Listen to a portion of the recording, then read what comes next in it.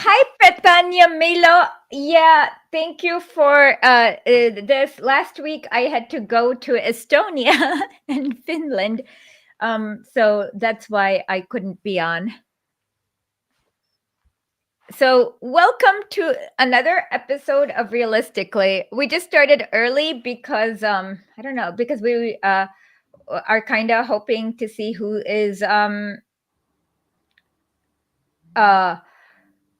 who's here. And if we can do it if it's a little better earlier, this might be a little better for you because you'll be able to. Yeah, because I don't have to stay awake till 5 a.m. So I'm not going to be on camera only because I was not feeling good. So okay, so let me tweet it out. I tweeted it out, but on Historically? No, on mine. You tweet out on Historically. Okay. I'm doing that now. Mm-hmm. Be sure to hit the like, subscribe, and the bell.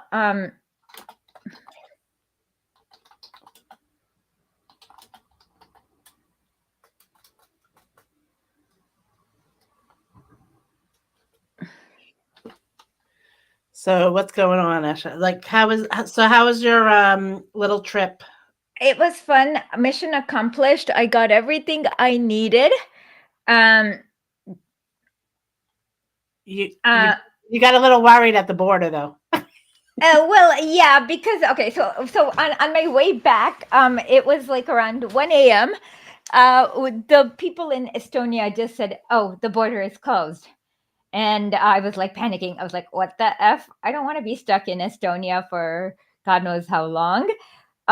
The border is closed. Okay, but luckily within an hour they magically reopened the border, and then I got to leave. Yeah. Well, who wants to be stuck in Estonia forever? I wouldn't want to. I've never been to Estonia. You know what? I can't say it's actually a deep place, but you can see the decay of hyper capitalism. Like they used to have nice infrastructure, but you can see where there used to be railroads, but there are none. And how everything's been privatized, and yeah, you can see that decay. Yeah. So, and then there's the historical erasure and all the celebration, all these monuments for who. Oh yeah. Yeah. Yeah. That's sad, but I know. What are you gonna do? Mm-hmm. So, what else is going on? Oh, you had your there was a couple of things this week. The pickle got Israel'd. Yeah. So Tiffany Haddish went to Israel and did some BS thing where she was like, "Oh, yeah, pickle is Israeli." But then I did research, and according to archaeologists, the earliest evidence for pickles happened in Mesopotamia in 2400 BC. But I think pickles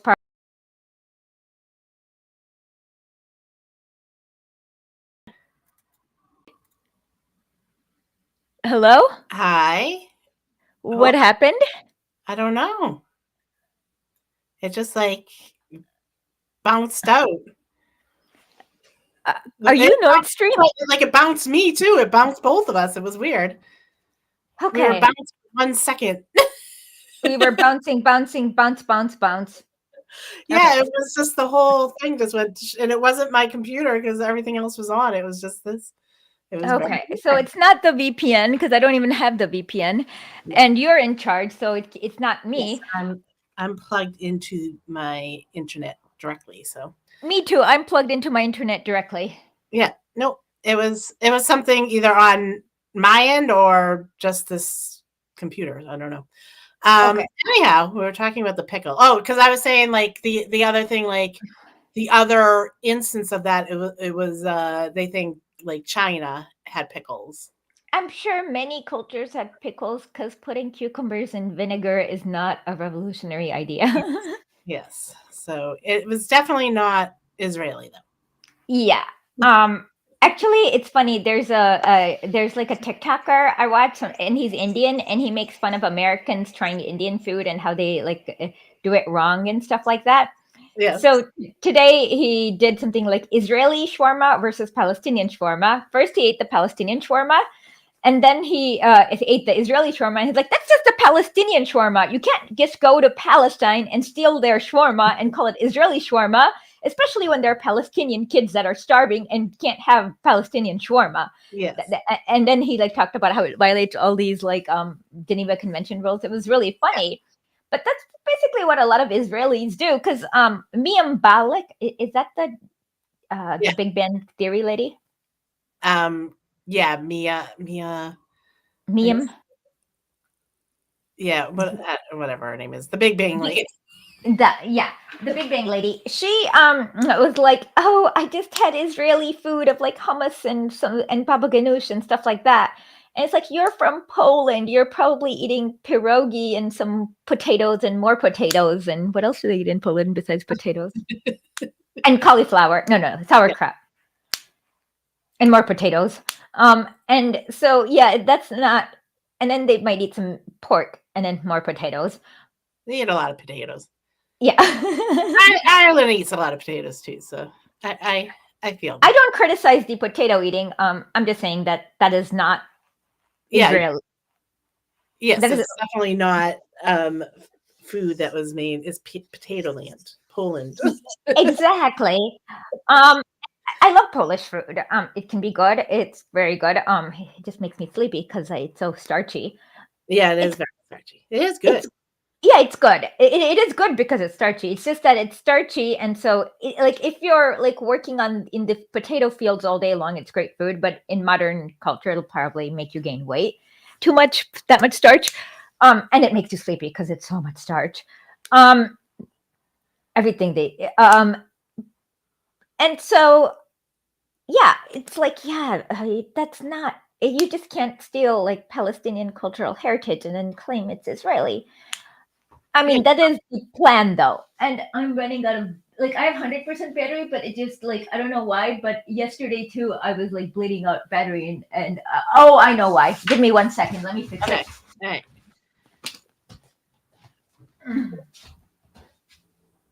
So I don't know.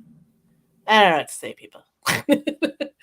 I would be on camera, but I was planning on being on camera later, but I was not feeling good after dinner, so I don't feel very pretty. Ugh, so but I guess we're gonna go through New York Times that Asha made a big thread today, so we're gonna go through that, and then we're going to take a look at the ICJ case. Asha actually did an interview again on Press TV yesterday about it, so she's gonna talk about that. We're just gonna look at the stuff. We're actually first going to look at United States and watch what they had to say, but then we're going to go and look at the China piece because China kind of, even though it came beforehand, it kind of answers the questions. Now she's doing something funky with her lights. I don't know. Tex Mex? No, I didn't have Tex Mex. No, I have a thing called Barrett's esophagus. Um, so food gets stuck in my throat. So it's not fun. Not fun at all. Um, Yam, sweet potato, and black coffee, and I'm good to go in the morning. I'm sure. I do. I didn't drink coffee for a while. I started drinking coffee again because my energy levels have been. Okay, so I hope. Okay, I have 5 fixed batteries though, in case we keep running. I'll just have to switch it out. But is this better, Janet? It's better. Well, it's better Oh, if you have battery. It looks the same as you looked before, but is that clearer? no, it's definitely clearer. You look brighter. Okay, yeah. So I fixed it. Brighter. Yeah, I fixed it. So I had accidentally put it onto program auto mode, and I realized auto mode wastes a lot of battery, and I just put it on manual mode, and that doesn't waste any battery. I think someone thought you were in a haunted property because of all the lights going on. Yeah, there's ghosts here. I thought, okay, we need critical thinking said sometimes I microwave a yam/sweet potato and have it with black coffee, and I'm good to go in the morning. That's actually a good one. Are you going to look at Bosch? Well, the problem is that I tried debunking Bosch once on Belarus, and it's torture to watch him. Yeah. And the amount of viewers I got for debunking it was not worth the pain of having to listen to him. So that's why I haven't. But if you can give me a small clip so I don't have to watch his whole 6-hour broadcast or whatever, Yeah. I would. Anything like that, just I think you all can either just drop it to me. Yeah, drop it to Janet. She is Lumpy Lewis, and yeah. Yeah, and then we will cover it the next time. Yeah. So because we'll do we like doing the little things too. So. Yeah, and I need to be trolling more streamers, but it's painful. It's tough too because, like you said, you have to go through. It takes a lot of time. Yeah, but if you guys drop a small video clip, then it won't take so much time. That's of interest. Yeah. Yes. But for me, I realized actually debunking Yon Me is the biggest bang for my buck. So I will always debunk her. Oh yeah. That's an easy one. Yeah. So he's just saying Bad Empanada did something on Bosch. So. Oh yeah, Bad Empanada has improved a lot. But what's funny is that he's Australian, and he and Drew Pavlov keep fighting, but they're almost identical in their. It's funny. Yeah, I see Bad Empanada a lot. He's improved a lot. Yeah, I don't follow him, so I don't. I once in a while watch a little bit of video clip. He's done a great job on Israel and Palestine so far. Yeah, there's a lot of good accounts doing accounts I would never follow doing good work. But like I said, I can say that he's done excellent work with Israel and Palestine. Oh, did you see that Newland clip I sent you? Yes, I did. Hold on. Somebody says, does Putin think Satan Israel? Well, about a year ago, he called the leaders of the West shaitan. So, yes, they are real, and they are the Prime Minister of the UK, President of France, and the United States. Yes, they're the Satans. Well, that's what he called Satan. Satan, Beelzebub, and what's another one? Lucifer. No. Yeah, no. And in that speech, he literally called the leaders of the West Satan. Yep. So Victoria Newland, that was she's just basically saying that we money launder. Oh yeah, basically we send weapons to Ukraine, then Ukraine sends money to U.S. defense contractors who then make weapons and send it back to. Oh, and then pretty soon we're gonna have Vasily Prozorov again, and he's made a very earth-shaking discovery on how 30% of the weapons that are sent to Israel somehow make it back to the moderate rebels in Syria. Yeah, interesting, right? Yes. And then Yemen's just kicking the US and UK. Oh my God. Okay. So did you guys see the BBC Copes from yesterday? I don't think I saw it. No. Okay, let me send you a link. I'll put it in the chat. So Yemen, let's see.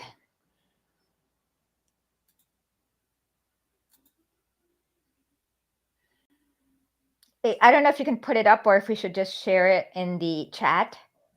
I might be able to put it up. Okay, this is really funny. It's funny with the screenshot. Because okay, Chat. so Here. this is a BBC verified fact check. All right, where did you send it? I sent it to WeChat. Okay. Okay, just look at the picture in that tweet. Okay, let me share the screen. Good God, it's got like a million things open now. Screen share of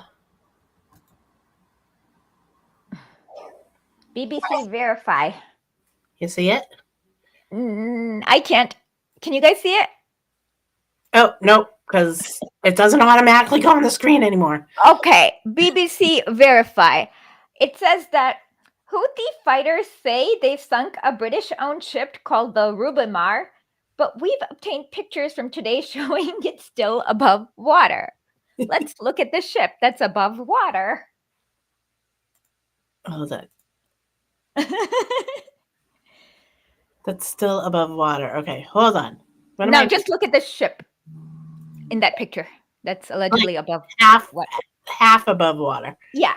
That's like saying, it's even less than half above water. Exactly. That's like saying we've heard reports that the Titanic hit an iceberg and sunk, but it's above water and it's like right before it breaks. Yes. And I can't believe they had to verify this as a fact check and a cope. And it's like, yeah, it's above water, but not for long. The crew had to evacuate, and the ship will be hauled off to Djibouti for quote unquote repairs or for stripping down of its parts. Yeah. I don't know. So it's absolutely ridiculous that, US is, trying to be the big bully there, and they're like totally losing the battle there. So I find that humorous. Okay, I can do a dive on any YouTuber you guys want, but you have to send Janet the information so we don't have to watch their stuff. Yes. So you send me what you want, even if it's in a long video and there's timestamps. You can send me that. I clip it out, and then we can talk about that. Yeah, it's just to watch it, and we could even do blind reacts with Esha on some good ones. Yeah. Exactly. But yeah, it's just incredibly torturous for some YouTuber, like Bosch Destiny. Oh my God. Yeah.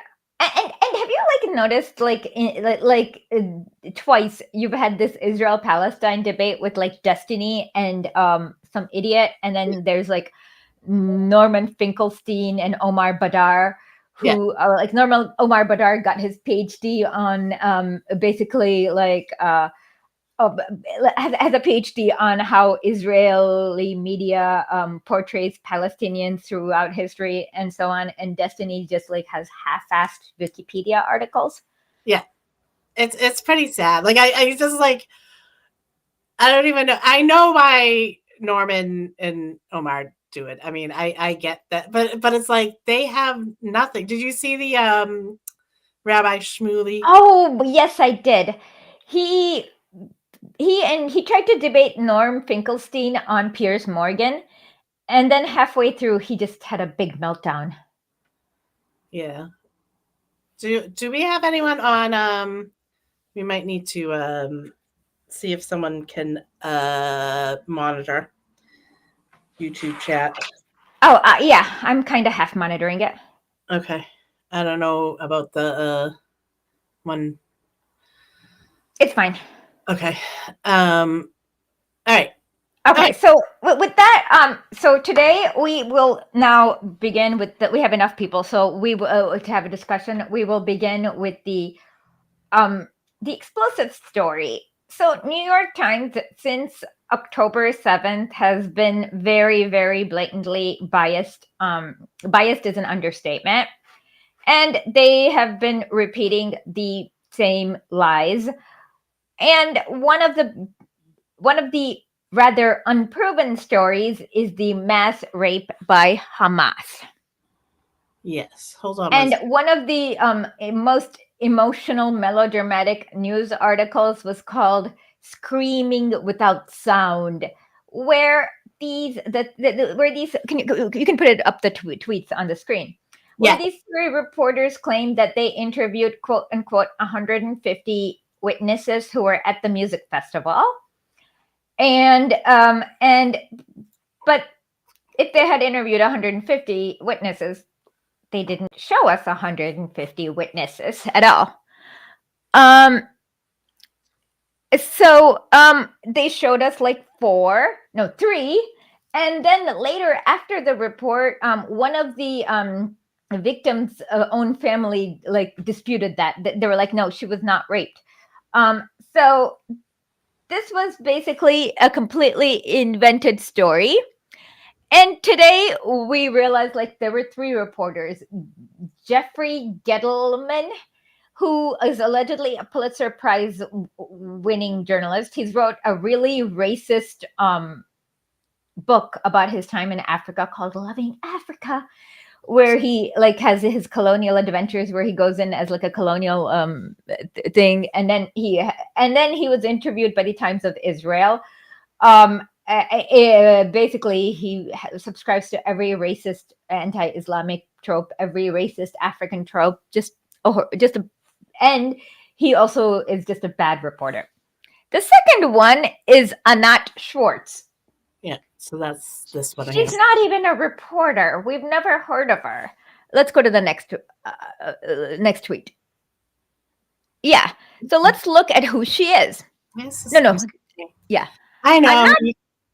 Anat Schwartz, director, screenwriter. Born in Haifa in 1978, Anat graduated with honors from the Sun Spiegel Film and Television School in Jerusalem and La Femis Universelle de l'Art in Paris, France.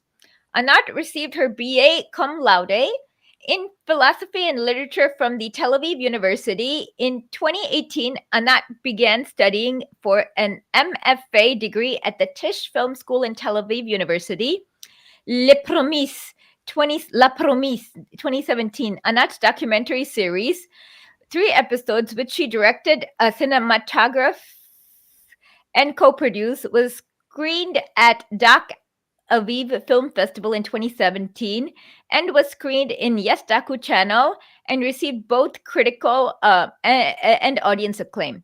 39 is Anat's first short fiction film. So 39 is about a lady named Karen, I'm not kidding, who is about to turn 40, and her boyfriend is mean to her.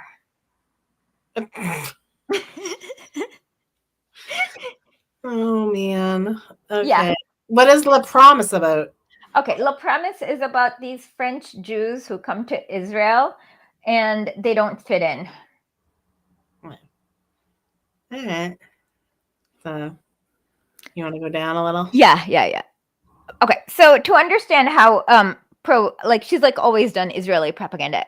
So the first draft of her film was called Dream Israel, but it had to be changed because it wasn't really a dream for a lot of these people. Nightmare. No. It was maybe not nightmare, but it was not a dream. Yeah. So then it just talks about what it is. Okay. So. Okay.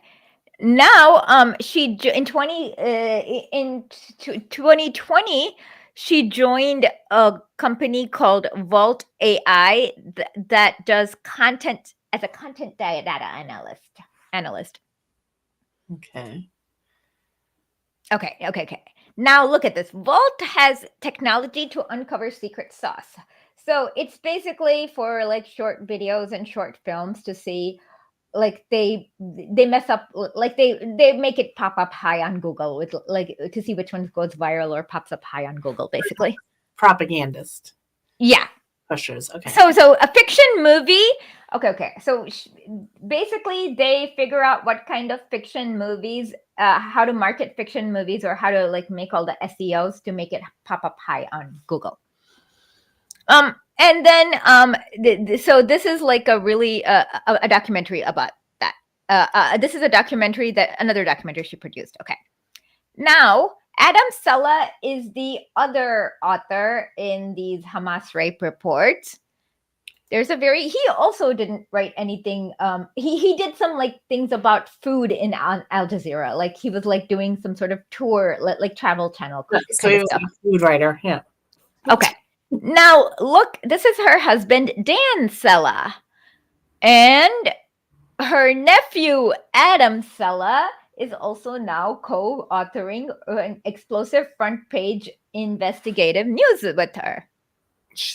And then he has Jeffrey Gettleman. Okay, we already mentioned this. His like colonial Africa book that's like fucking racist. This one, yeah, Love Africa.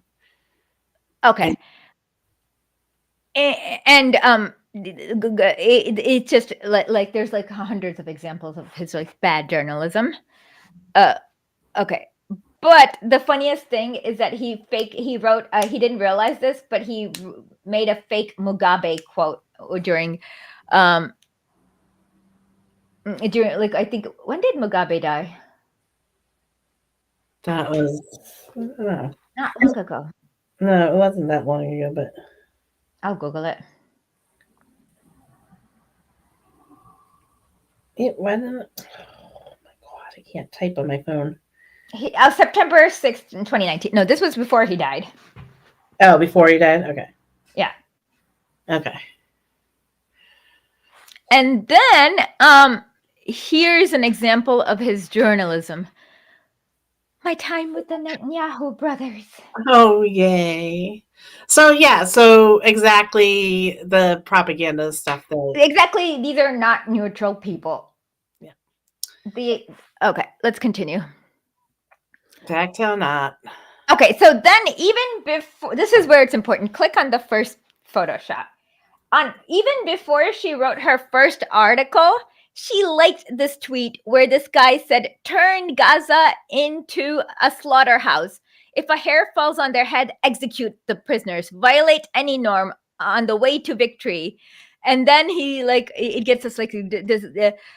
Like Europe created a Holocaust, USA bombed Japan, nuked Japan. Those in front of us are human animals who do not hesitate to violate minimal rules, including the murder of medical staff and This is very unself-aware. Okay. Okay, she's so basically turning Gaza. Okay, suppose an Arab reporter liked a tweet that said something very innocent, like quoted Kahila Gibran, like something about love, and then with the Palestinian flag. Would they ever be hired to write this? No. Okay. But she basically, okay. So now this is the worst part. Click on the second. Okay. So in her report, click on, this is the second. Okay. So in her report, she interviewed this lady who took a video of a woman in a black dress. Now, this is how she reached out to them. So the lady says, at first, I didn't attach any meaning to it. I didn't understand how important it was. But the New York Times reporters, they didn't give up. They called me again and again and explained how important it is for Israeli advocacy. Are you done with that? So she did not think it was actually that important. But they called Israeli they were literally soliciting interviews so that it is good for Israeli advocacy multiple times. Do you know how outrageous that is?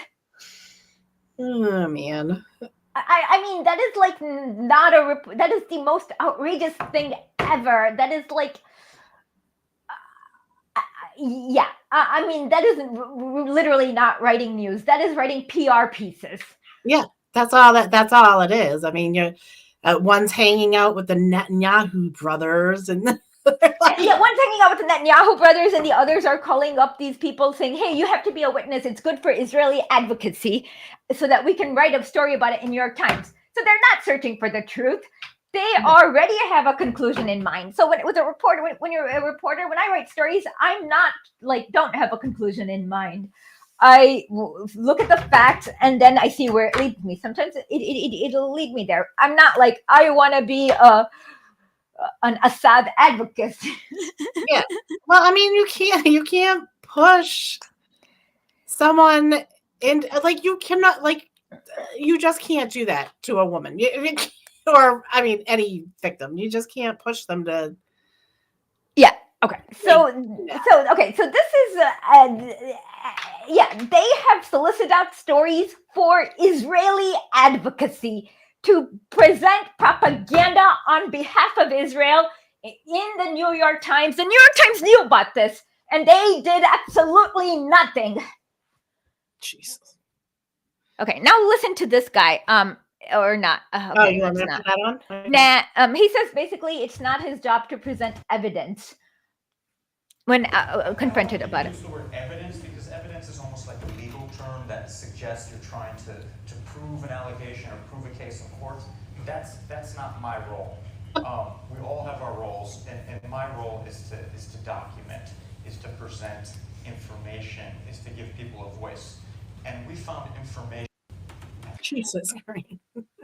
Give people a whiff. he He did not find information because he was not on a trail to find information, because he wasn't there to find out what happened in the music festival on October 7th. He was there with the conclusion.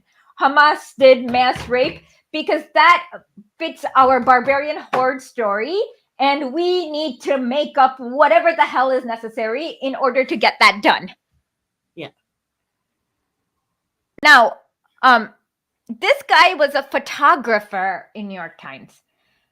Photographer is different than journalist.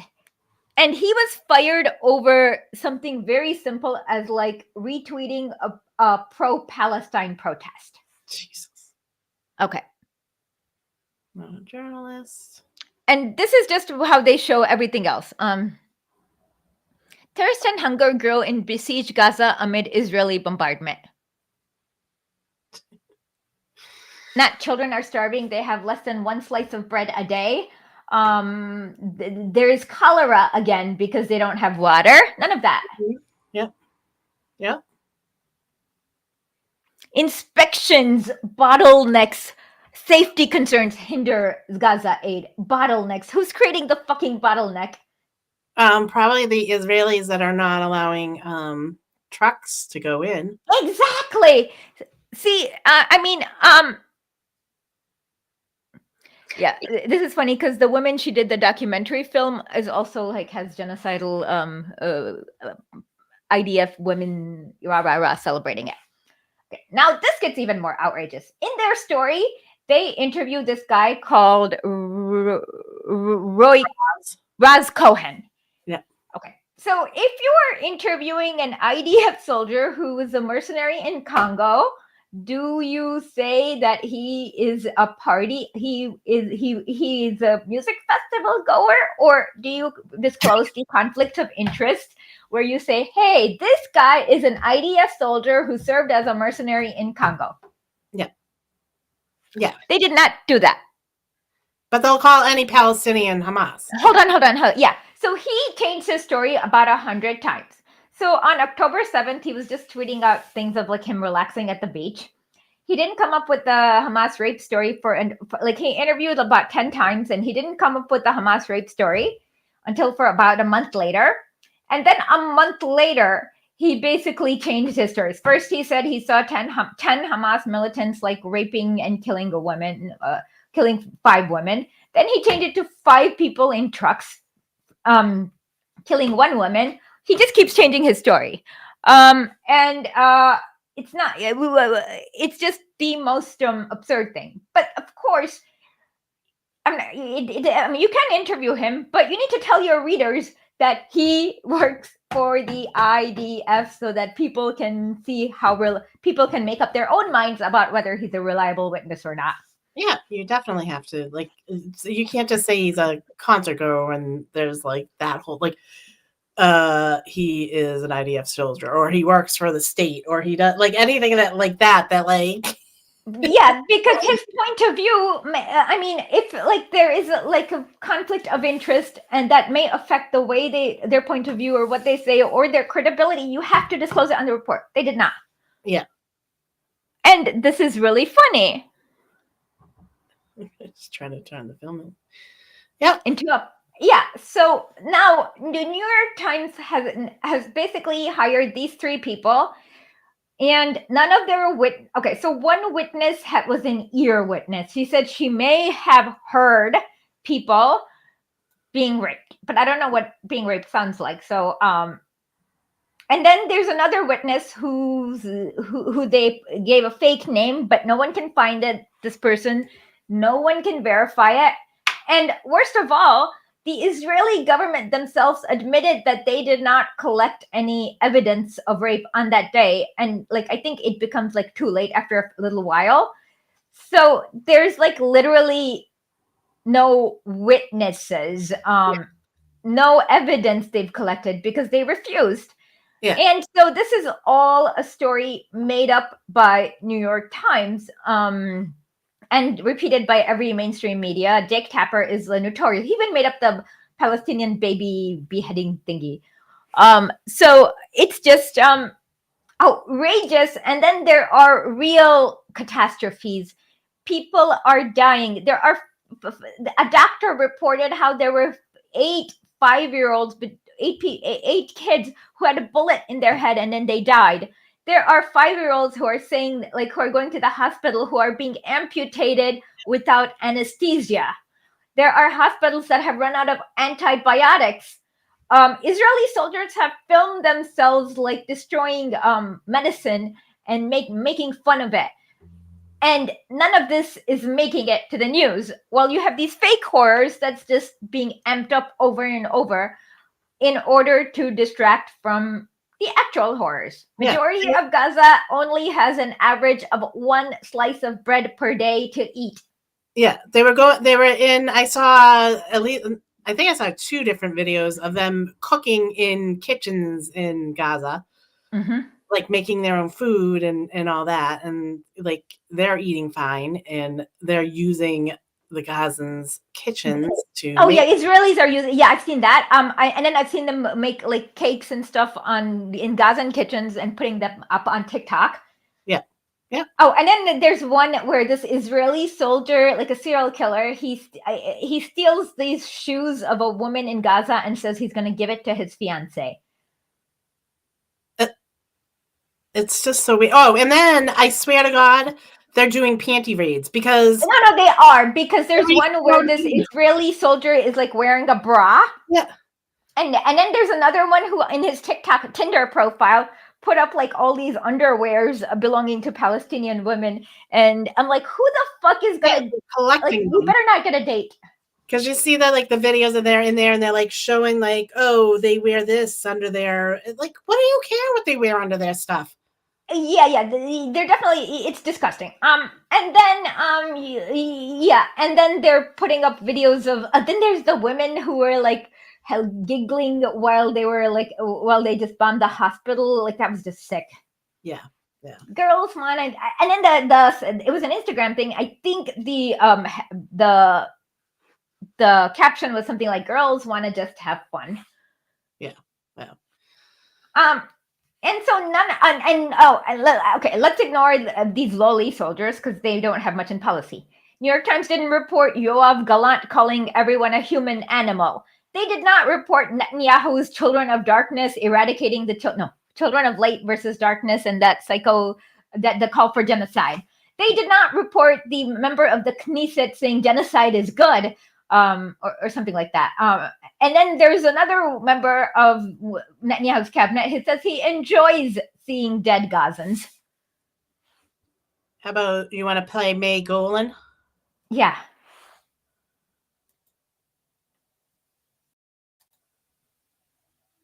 אז עכשיו, תקשיב טוב, אדון גייס 50, מר כסיף, לא אתה ולא השותפים שלך שמגנים עליך מבית ומבחוץ, מזיזים לנו כהוא זה.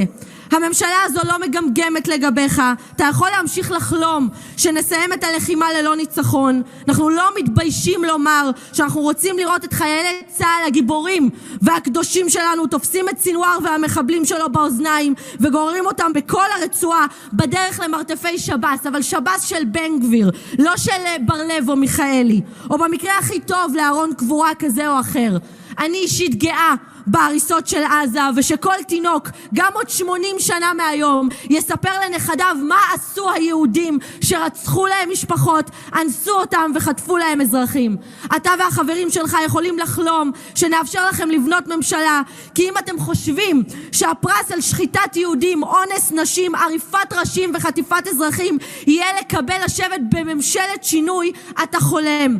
תצעקו עד מחר שלום עכשיו ובחירות עכשיו, מקפלן ועד עזה שישמעו אתכם.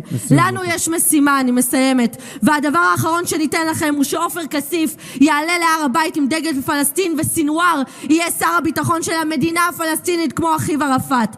לא יונה ולא עלה של זית, רק חרב לערוף לסינואר את הראש, זה מה שהוא יקבל מאיתנו. תודה רבה. אני יכולה עוד משפט קטן, תודה, באמת, משפט שאני רוצה להגיד, בנימה אישית, אני רוצה לשאול את חבר הכנסת פורר, אדוני היושב ראש, אני ראיתי את כל המאמצים שלו בשבועיים האחרונים, להתקשר לכולם בגוש השינוי שלו, עם החברים שלו מהגוש, כדי שיצביעו בעד הדחתו של הגיס החמישי עופר כסיף. עכשיו, עזוב רגע חבר הכנסת פורר את כל המשחקים, את האופוזיציה, את הקואליציה, את כל הפוליטיקה. אם אתה באמת מאמין שכסיף לא צריך לשבת בממשלה, איך אתם רוצים לבנות ממשלה עם השותפים האלה מגוש הריפוי? זה נראה לך נורמלי באמת שאזרחי מדינת ישראל ישבו ויראו את הדבר הזה? הרי אנחנו בלי משחקים מצביעים בעד, אבל לכם זה נראה ריפוי הגוש הזה, זה באמת חומר למחשבה. תודה רבה. Yeah, so basically, a member of the Knesset got kicked out for basically supporting the ICJ investigation. Yeah. He said, come and investigate so we can find out. And it seems like investigating is good. Yeah. No, Yeah, I mean, yeah. He didn't even say if anything. you don't think that you're in, like, if you think that you're doing okay, that you're not committing a genocide, then come on and investigate. We're not committing a genocide, you know? Like, I mean, it's obvious they are when other members of the Knesset says they like to see the ruins of Gaza and want babies 80 years from now telling how their entire families were murdered. Yeah. I mean, they know that they know what they're doing. They want, yeah, they know. But they've dehumanized Palestinians enough that they're enjoying this. Like, that's why that when you go to Israeli Telegram channels, it's like horrible. Like, it's, oh my God. I can't even do Telegram on this one. Like, I did some of the Ukraine stuff. Yeah, I did some. I have Ukraine. Ukraine was actually a little bit better than Israeli. Like, Ukraine didn't celebrate. Yeah. Ukraine was not so disgusting. People sharing up on Twitter that I was like, all right, I don't need to be looking at this on Telegram. Yeah. Israeli telegrams are like the horrific ones. So I was watching her talk though. I was like, she was actually giving me a little anxiety, but then I was like, oh my God, if she just like used her arms a lot more, she just kind of sounded like the mustache man. You know? Well, yeah, exactly. This is not the first one. There's Eilert, what's her name? Eilert,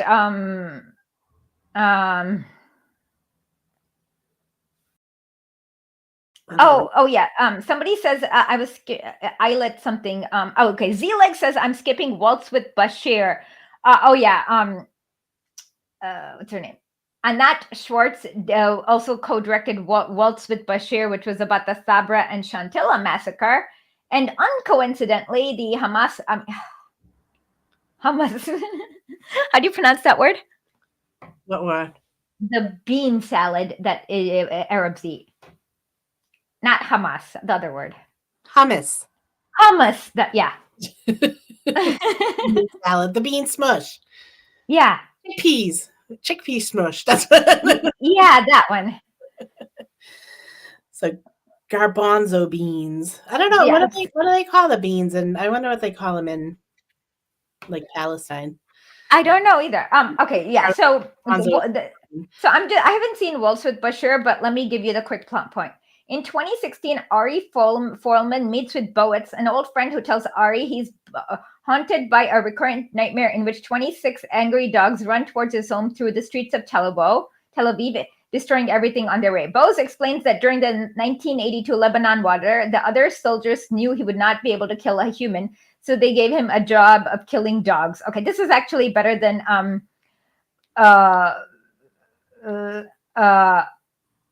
the one on Zoe. okay, this is actually better than what actually happened in the Sabra and Chantilla massacre, where like they just mowed down everyone. So yeah, she is like helping whitewash the Sabra and Chantilla massacre too.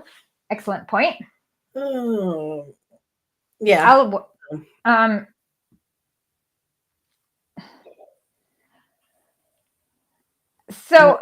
Yeah, it's just very horrific stuff, and none of this is getting reported in Western media. And today in fair.org, Bryce Green wrote an entire article about how there is, like, it's true that Israeli Apache helicopters fired, like, indiscriminately fired on everyone in the concert. And even Israeli media reports this, and American media has not reported this and calls this like a hoax and things like that. So it's just very loaded media against the truth, basically. Yeah, there was a picture. I saw someone on Twitter questioning this picture, saying, but the picture was in times of Israel, and it was like the Gaza like destroyed in the background, and it's a bunch of female IDF. That's the one I was talking about. It's from the Instagram where they said girls want to have fun. Yeah, and the person's like, this was a made up one, and it's like, and there's someone from the U.S. that is not even a Jewish Zionist, so I don't, whatever. But this person's like questioning the picture, and Israel doesn't question this picture because it's Israel put it out in their own. Yeah, I've had that so many times. Where you've seen it in Haaretz or Times of Israel, and it's like, yeah. And U.S. often is more pro-Israel in their news than Israel. Yeah, no, they definitely are. They definitely hide a lot of this stuff because they don't. It's the same thing with they did the same thing with the Ukraine. Like, I mean, it's really hard to hide Hitler tattoos, though. Yeah. Like, we're perfectly fine. We love Bandera. We love, like, exactly. We're neo-Nazis. And they're like, you're not a neo-Nazi. No, we are. Okay, let's take exactly 1 minute break for me to get my throat is dry. And then this goes perfectly with the next topic about the U.S. at this week's ICJ hearings in the U.S. at the ICJ. Do you want me to just play? I have the video, or we're gonna stop and talk about it? Oh, we're gonna stop and talk about it, of course. But I just need to get. I just want to get some tea. So 1 minute break. Okay, 1 minute break. That either means I need to babble about something, or let's see. Anyone have anything? Anyone want to talk for a minute? I wasn't prepared because we usually start a little later, so. But anyhow, oh,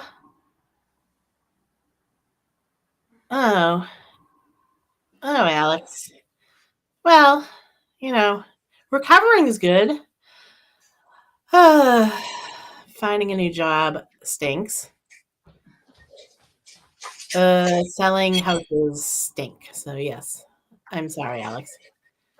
You're having a worse time than I am. Okay, I'm hearing back. Give me 1 second to put on my headset. I gotta get better at small. And here's my Lenin cup. Lenin mug. Okay, ready? Yes. Okay, so this week, so in 2022, there was a UN General Assembly resolution where they asked the court to provide an opinion on Israeli apartheid and occupation and the legal ramifications that arise from international law that comes from Israeli apartheid and occupation. And of course, the U.S. and all the powers that be were like kind of hemming and hawing. But after South Africa put its case down, and the ICJ found that it was definitely there's a high there is enough evidence for like a investigation for genocide, suddenly all these countries started pushing the ICJ, and they couldn't like turn their heads and whistle anymore. Yeah. And so they had to have a hearing this week on what the legal status of the Israeli occupation of West Bank, Jenin, Gaza is, and what obligations are on is international law. It arises from it. So what's really funny is that the U.S. representative, let's listen to some of his commentary. Basically, his argument is that the ICJ should not render an opinion about this because, well, mostly because he knows what the opinion will be if it's rendered. Yeah. And he's saying it affects the peace process. So let's just quickly, it's we don't have to watch the whole thing, but let's just watch some of it. Okay. Sorry. Delegation of the United Arab Emirates for its presentation. I invite the next participating delegation, the United States of America, to address the court. I call upon Mr. Richard Vizek to take the floor.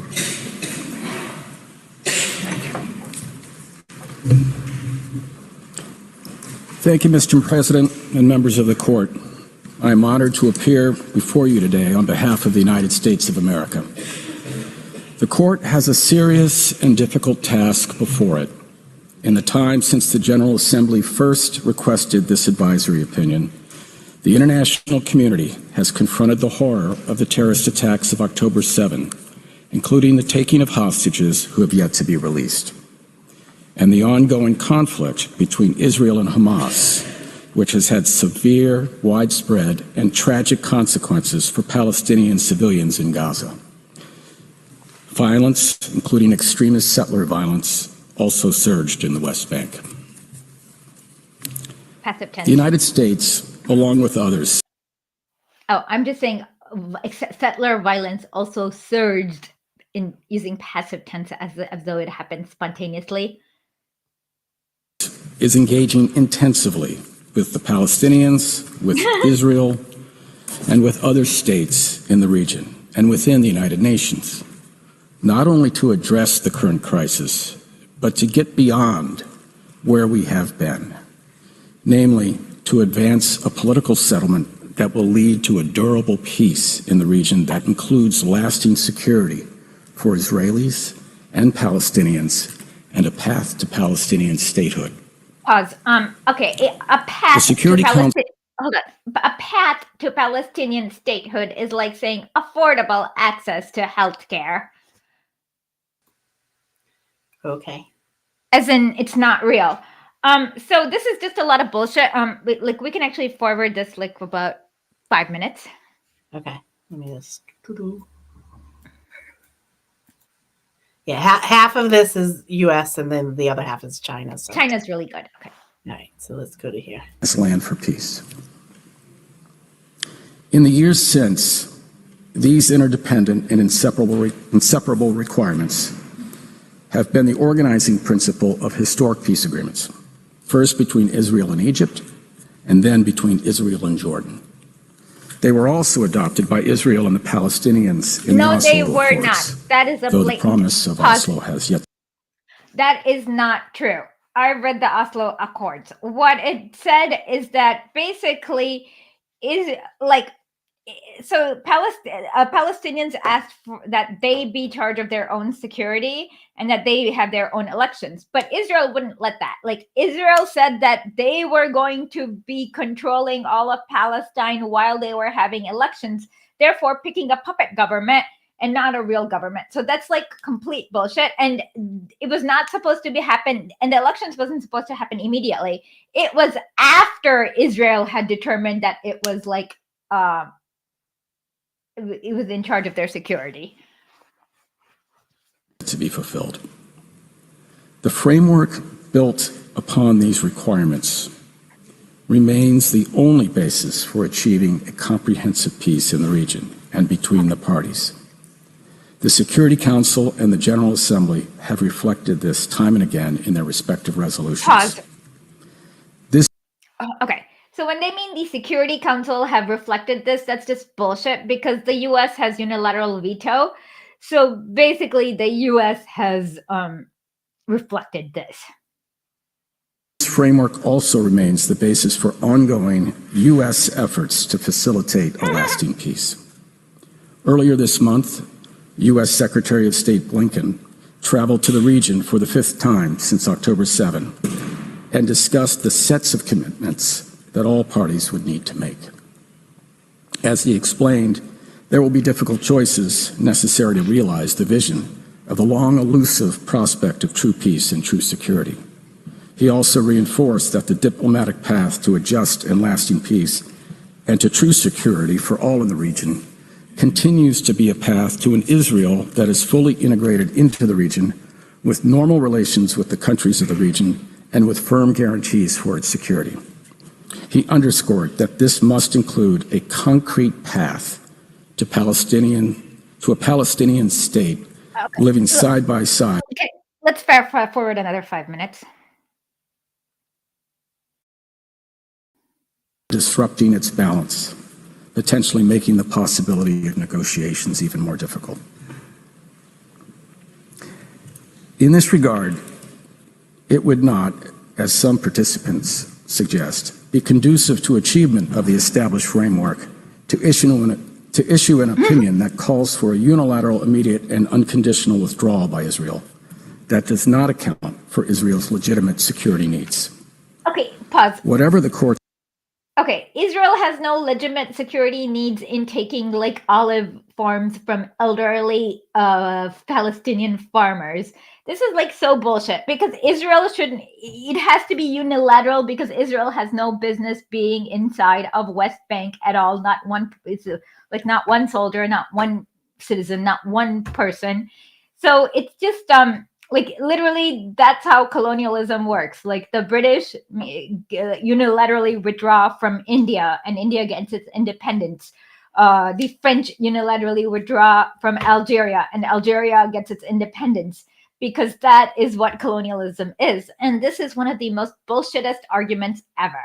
And Israel has no security interest because, as Francesca Albanese explained, a colonial power has no right to self-defense inside an occupied territory.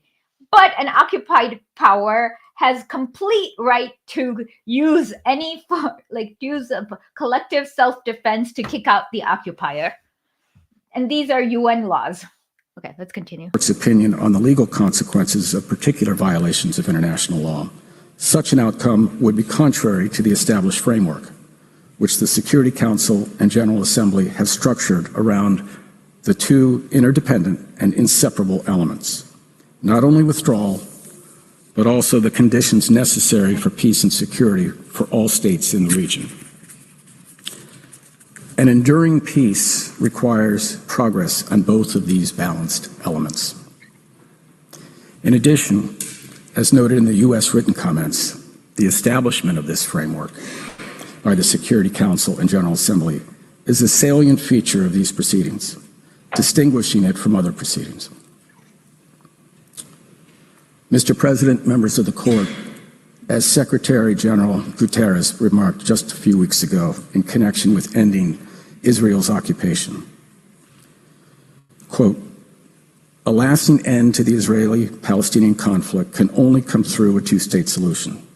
Israelis must see their legitimate needs for security materialized, and Palestinians must see their legitimate aspirations for a fully independent, viable, and sovereign state realized, in line with United Nations resolutions, international law, and previous agreements." Under the established framework, any movement towards Israel's withdrawal from the West Bank and Gaza requires consideration of Israel's very real security needs. No, pause. That it does not, because that is not part of Israel, and Israel being there makes it an occupying force. Okay. Actually, let's just go to he's going to repeat this 100 times. So let's go to the China guy because he's going to. Okay, this is a good one. I'm probably not going to interrupt much. But here he basically explains all of international law. Violence or unilateral actions. It is a great honor and privilege to appear before you on behalf of China. China is committed to promoting the rule of law in international relations, stands in firm support of the court in preserving and safeguarding international peace and security, international order, fairness, and justice. Dealing with the question of Palestinians served as a litmus test for collective conscience of humanity, the wisdom of United Nations, and the authority of international law. The question of Palestinians has persisted for over a half a century, inflicting sufferings across generations. Countless Palestinians have been waiting in vain their entire lives. Yet, there remains no glimmer of hope in their efforts to restore the legitimate rights of Palestinian people. Fundamentally, the foundation of two-state solution has been continually eroding. The relevant UN resolutions have not been effectively implemented. China has consistently supported the just cause of the Palestinian people in restoring their legitimate right. Chinese President Xi Jinping has stressed on multiple occasions that China calls for comprehensive ceasefire and early solution to the question of Palestine on the basis of two-state solution through negotiation. China submitted its written statement to the court last July. Today, I would like to further elaborate on China's view. My statement will be three parts, dealing with respectively the advisory jurisdiction of the court, self-determination of peoples, as well as jus ad bellum and international humanitarian law. Mr. President, I will now turn to address the matter of jurisdiction. In this regard, China submits that the court has jurisdiction over this case, and there is no compelling reason for the court to decline to exercise its jurisdiction. China observes that some written statements submitted last July claim that there are compelling reasons for the court to decline to render advisory opinion. This is like Their main concerns. Pause. This is the written statement was, of course, made by U.S. and Israel. Okay, let's continue. First, an advisory opinion would circumvent the principle of consent. Second, the advisory opinion would undermine the established legal framework for resolving the question of Palestine of adversely impact negotiation process. China is of the view that these two arguments are not tenable. First, the subject of present request falls within competence of the General Assembly and has always been on its agenda. Therefore, the court, by rendering advisory opinion in this case, would not circumvent the principle of consent in the settlement of bilateral dispute. The question of Palestine with origin in this mandate system on the League of Nations go beyond the scope of bilateral affairs between Palestine and Israel. It directly relates to the responsibility of the UN on international peace and security. The UN has permanent responsibility toward the question of Palestine. Second, the issuance of advisory opinion by the court would not contradict the established legal framework or disrupt negotiations to settle the question of Palestine in accordance with international law. The court's advisory opinion will not set up new legal framework or rules. Rather, it will find its basis in the established legal framework, including relevant Security Council resolutions and Oslo Accords, and present an interpretation of relevant legal questions. Furthermore, the advisory opinion will offer clearer legal guidance on the legal issues involved in the negotiations, thus facilitating the relaunching the negotiation process. China supports the court in discharging its jurisdiction in accordance with the law, with focus on identifying, interpreting, and applying existing rules, upholding the purposes and principles of the UN Charter, providing legal guidance to UN in dealing with the question of Palestine, and fostering proper settlement through peace talk. Okay, pause. Mr. President. So basically, the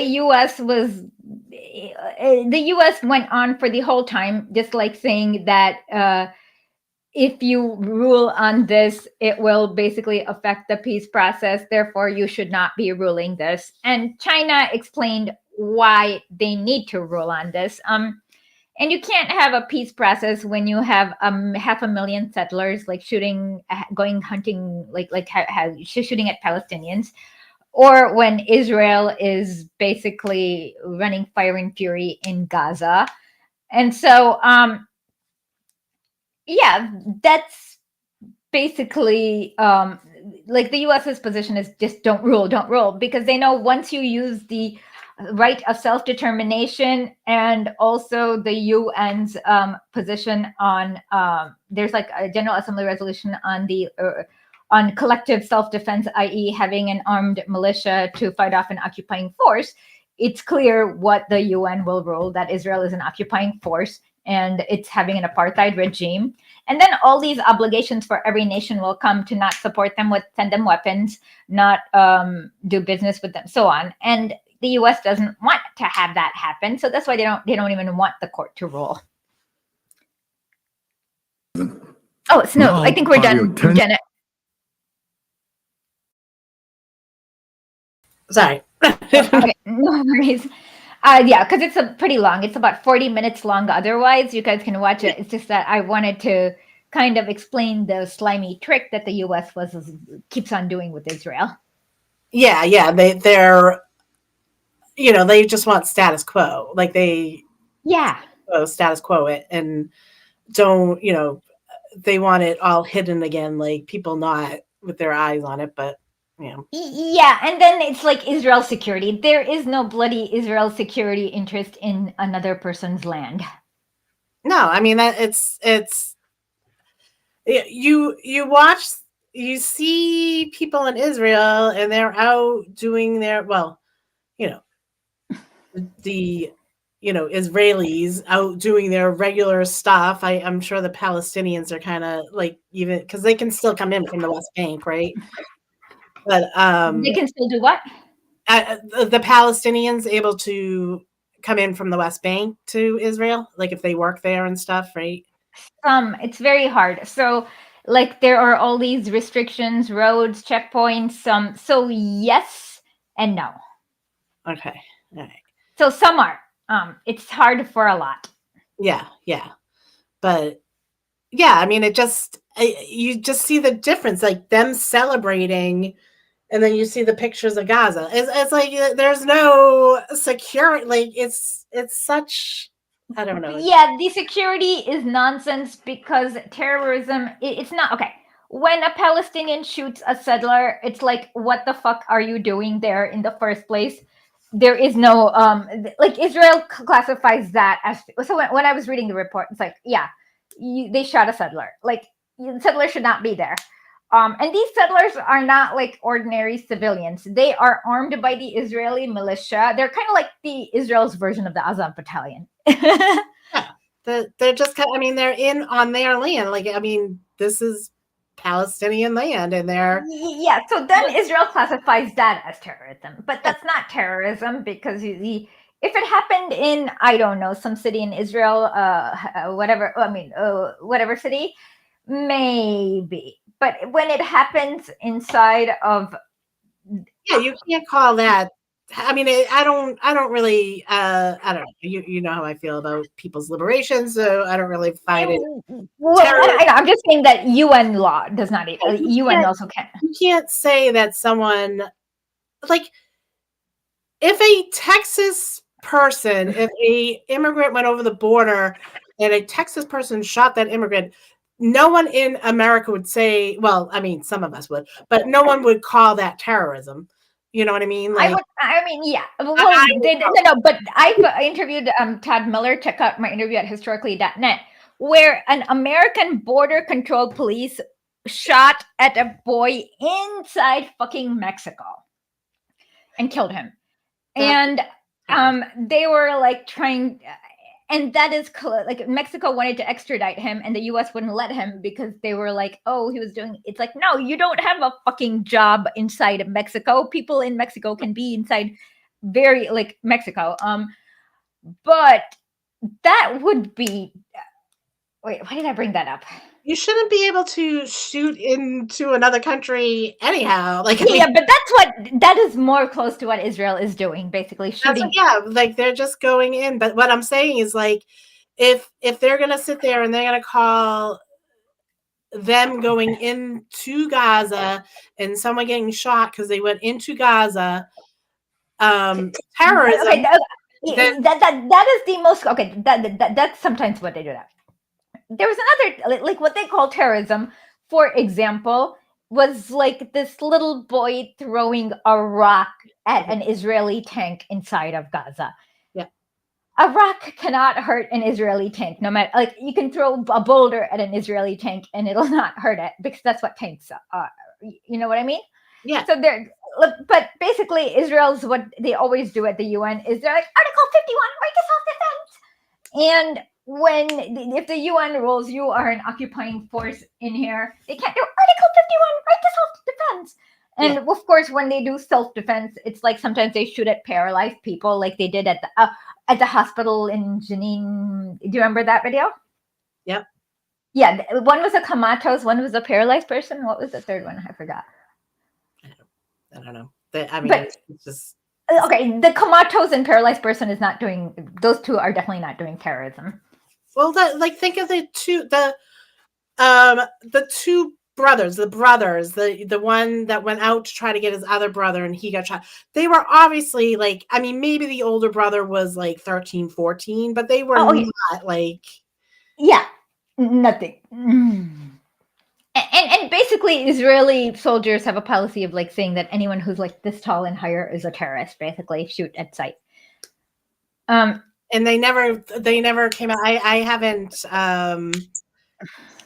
They were supposed to investigate the Hind, that little girl. They claimed that there were no police or army there. She just magically died. Yeah, and the what is the ambulance worker or something was with her, and he just magically died too. Okay. All right. Yeah, magically, a spontaneous death. Yeah, so Israel is always doing that, and once it's deemed apartheid, it's going to be like what happened in South Africa, where you don't have that right to self-defense. You're not, and there is no national security interest or any bullshit like that. But with Israel, though, for Israelis, literally having too many Palestinians, having, like, they call it the demographic threat to Israel by having Palestinians around. Yeah, because if they have an equal and fair state where they give everyone, regardless of their race, religion, gender, equal rights, won't be a Jewish state. Yeah, and they want an ethno state. So exactly. So to them, it is too many. The population of like, and so so this is what has happened, and hopefully the ICJ will rule. Well, if they rule according to international law, there is literally only one way to rule. Yeah. I mean, I can't see, like, I was thinking that they were supposed to, I was thinking they were going to have a quick answer turnaround because, they turned around, the president turned around because the judge that was the president. Oh, did you know that Uganda woman is now the VP as of the beginning of February? Yeah. But I don't think because she's the VP, she'll have extra power. I do like what she can do is direct questioning to kind of lead to but other judges, like, she'll still have one vote. Yeah. I mean, I figure with the president too, but like that, they are the ones that can lead the proceedings Questioning. and stuff like that. So Exactly. So they can kind of tilt it, but not when there's 57 countries. Like, they can't tilt it like in an ordinary proceeding when there's like 3 or 4, they can, but they can't tilt it now. yeah. So, but I mean, yeah. So there was really only a few that were kind of like backing what the U.S. was saying. Like, Basically, the US and the UK, it was like repeating the same arguments. Israel was in a hissy fit, and they were like, "We're boycotting." Even Luxembourg was like calling it apartheid and stuff like that. They surprised me. Yeah. I mean, there was some that were pretty. The Kuwait one just made me sad. Well, the Kuwait expelled its Palestinians, and yeah. So the UAE one was very strong and good. Cuba was excellent. Cuba was. I watched Cuba. Yep, that was a good one. And UAE one though. I'll go and watch that one. Which one? The UAE. I haven't watched. It's not even. I mean, it's not worth watching. They kind of just make the law clear for people. Yeah. But yeah, and so this is very good that 57 countries all made their legal case, and they mostly made the same legal case over and over and over. And US and UK look increasingly isolated. So, and there's a reason why they're amping up on the propaganda around the time because the ICJ rulings. Okay, so the US is the only one who wants the current rules-based international order. And they fear basically like a shadow UN, or like other countries like we're withdrawing from the UN and we're going to form our own UN, way more than they would ever want to protect Israel, because that means everything ends. So this is why it's like really, it's getting harder and harder for them to manipulate. It's getting harder for them to bully countries.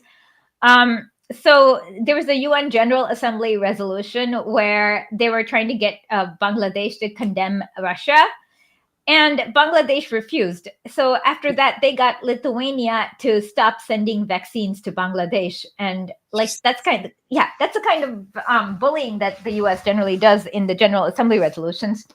Yeah. But, like, how do they get rid of US veto power? Like, how? You just have to get rid. Okay, UN is all voluntary. So if every country says "fuck you," we're gonna go form another body.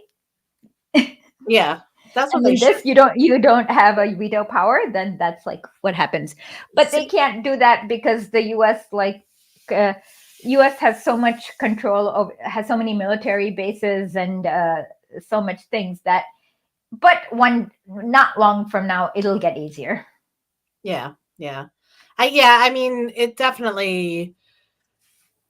It's like how are you seeing it outside of the United States? Because you've been outside of the United States for over a year now. Like, I see it here that there's a decline, but so many Americans don't. Okay, so everyone here, with when they heard about the 300 sanctions, they just were like laughing, because it's just like, it feels like somebody who is like, it feels like an old man yelling at kids on a lawn. Yeah, they were gonna. Oh yeah, we're gonna do all these sanctions for what? Like, how can you like 300? You're not gonna sanction anymore. Like, okay, so the UN can't sanction Russia on the UN Security Council because Russia and China will always veto that. So basically, this is just US unilaterally sanctioning, but this is unilateral sanctions that don't work if you don't really need the US to do it. But they're doing sanctions over a naval need. Like, that is.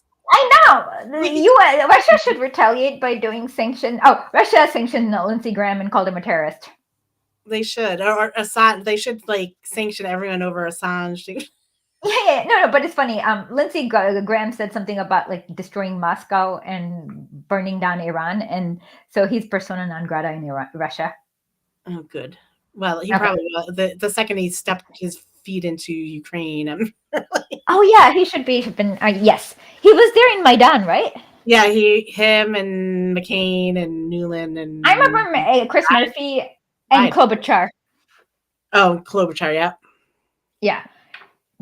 But yeah, so the US is okay. The US was the very last holdout for apartheid South Africa too.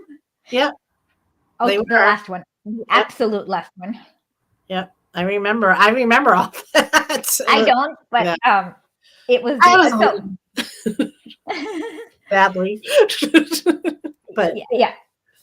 So it was the absolute last. So it's going to be like that for Israel too. And Israeli army is getting very Israel's society has gotten very out of tune with the world from even like 20 years ago or 10 years ago. Yeah. They wouldn't be this blatant.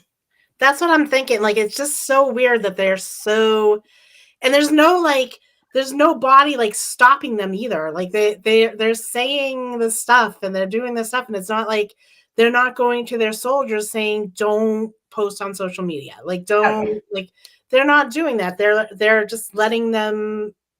Yeah, Russia doesn't even let soldiers have. Like Russia doesn't even let soldiers have screen phones. Yeah. In order to call home, they have to get the old, the flip Nokias. Yeah. Yeah. So it's true though. You don't like. I mean, like that security for anything. Like you wouldn't want people just taking pictures of everything, you know what I mean? I mean, yeah, but it also prevents like whatever. Yeah, so you can see that they could Israel could do that to stop like taking away like making everyone have flip Nokias. But obviously, like that's the whole thing. Like they don't let that so that the soldiers can't like show this other part. Like soldiers are from every aspect. There's going to be you're going to get bad. Yeah, but it's about how the authorities deal with it. So every army might have a soldier who raped somebody. The problem is, does he get court-martialed and then sent to jail, or does he get a beer for it and a trophy? Yeah, all the even in I was looking, someone in a thread like had a bunch of the stuff about the women IDF soldiers who have reported, and then like 80% of them nothing is done. Well, yeah, obviously, but I mean, I have very little sympathy for women IDF soldiers, but yeah, it's not. No, but I mean, it's like they're the men, the IDF men are the ones doing it, and they're not being held accountable. So how can you even take their lies? Like, how can you even believe them when they're talking about October 7th or what Palestinians do when there's all these cases against the IDF? Exactly. And of course, what they're doing to Palestinian women is just, I don't even want to know. Well, they're trying to embarrass them and all. No. I'm pretty sure they're mass raping them and killing them and shooting them in the head after they do that. Exactly. But that they have no case. The October 7th thing drives me nuts because if there was even one victim that just said this happened to me, and there's nothing, and they claim that all the victims who were raped were miraculously died and whatever. But like I said, with the idea of I've seen them take photos with dead people, like God knows, and about a few years ago they would they would shoot at knees for fun, so that in order to paralyze the Palestinian person. And who's to say the the things that were happening on October 7th were Palestinians when we, you know what I mean? When you come down. Well, I don't know what happened. What I do know is that I don't know what happened with the violence. That's the hard one because there's very few reliable witnesses. What I do know is that there were Apache helicopters that were going boom, boom, boom. So that is what I know. Yeah. But the individual instances are hard because they're badly documented on purpose, probably, and there's not enough openness. And if there's Apache helicopters going boom, boom, boom down on you, are you real? Like, is that where your brain is at? I mean, I don't know. I'm not a rapist myself, so I don't know. But I mean, like, what? Like, I'm thinking, like, my first thought was there's too much chaos going on. Yeah, maybe one happened or something like that in the chaos, but there wasn't all these instances of happening because you don't. Like, you're getting shot at. Why would you? Well, like I said, rape as a weapon of war is different than individual rape cases. So even if like members of Hamas raped somebody and Hamas court-martialed them and took care of them, that is not rape as a weapon of war, which Israel is accusing them of. With shoddy evidence, of course, the same kind of evidence that they used with the UNRWA. Yeah. But like I said, it may have happened, but they have not presented enough evidence for me to. There was a UNRWA, like one of the claims is that they stole this body of, like, he was dead. It was one of the festival goers, and the UNRWA workers stopped and put him in the back of a car, and that's all they have is that they picked up a body and put it in the back of a truck. So now they're saying, oh, they stole, but they don't even, like, you don't see the body because it's like. Do you see the person? Like, do they identified the person whose body allegedly they stole? They say that it's this person, like, because the mother's saying, I want my son's body back or something like that. Okay, but okay, so but like in the middle of the road, like I don't know, like I don't know if I'd stop. Like, you're an UNRWA worker, would you stop in, like, okay, there's a dead person in the middle of this road? I might not even know if there's Israeli or like, I don't know if they might not even have been dead yet. I don't know because you can't see because it's all blurred out. So yeah, to help them. I don't know what's happening, but they're claiming that they drove them into Gaza and that they have the body, and it's like so weird to me because I'm like, are they even UNRWA workers? Because I haven't seen that being verified even. Yeah, well, they claim this one, like they have like him on camera, so they claim. But then, like, okay, but then, do we have a record from UNRWA saying he is employed with us? This is his employee number. Yeah, no. Okay, none of that. That's what I'm saying. It's just like every evidence they give is like it doesn't even clearly say what they're trying to say about it. Like, it's not like, and yeah, I mean, they're not giving evidence for new people. They're just giving evidence for people who just believe it anyway. Hold on. So what do you think will happen when the ICJ finds Israel guilty of genocide? It's not quite that they will find them guilty of genocide, but what they will find them is that they are committing acts of genocide. And that, in theory, obligates all countries, the UN, to have a task force, kind of like what they did in Rwanda, theoretically in Rwanda, in order, well, not that they didn't do in Rwanda, actually, to have a task force of like many, like multinational, many countries having a task force that come together and some physically stopping Israel from committing the genocide, either by saying, hey, if you cross this line, we will shoot you. We will like IDF soldiers until like there's like an unconditional surrender or something like that. Like, that's what's supposed to happen. But that is not going to happen. What will happen is that the countries that are the Arab countries will not be able to maintain their fake like, they can't be able to like sneak have the sneak frenemy relationships. Those countries will have to cut off Israel because their population won't let them. It will really be very, very hard for Israel to use their sea. Will US and UK still be giving them weapons, though? It will be very hard because now other countries, other navies can actually shoot these shipments down or confiscate them if they see it. Yeah. And so like I view the ICJ kind of like a civil court in a way. Yeah. So what they can do is they can really make it hard for the US and UK to continue with their debauchery. Yeah. Because it's the ICC is where you would have to bring up the criminal charges. Well, with individuals, like if you want to, but Israel is not a party to it and whatever. But the funny thing is that if the ICC rules, there are some countries like Spain and there are many countries that have local legal laws that says, hey, if you're a war criminal in the ICC, we're gonna get arrested if you come near us. And so so it will make life very hard for Netanyahu. But that's like that's like 10 years in the future. But for now, with the ICJ, so if they rule that Israel is committing acts of genocide, that means that every country has an obligation that if they see a US ship headed for Israel, they can board it and they can confiscate everything, kind of like what the Houthis are doing. Yeah. They can there's lots that they so even that, like, that's enough.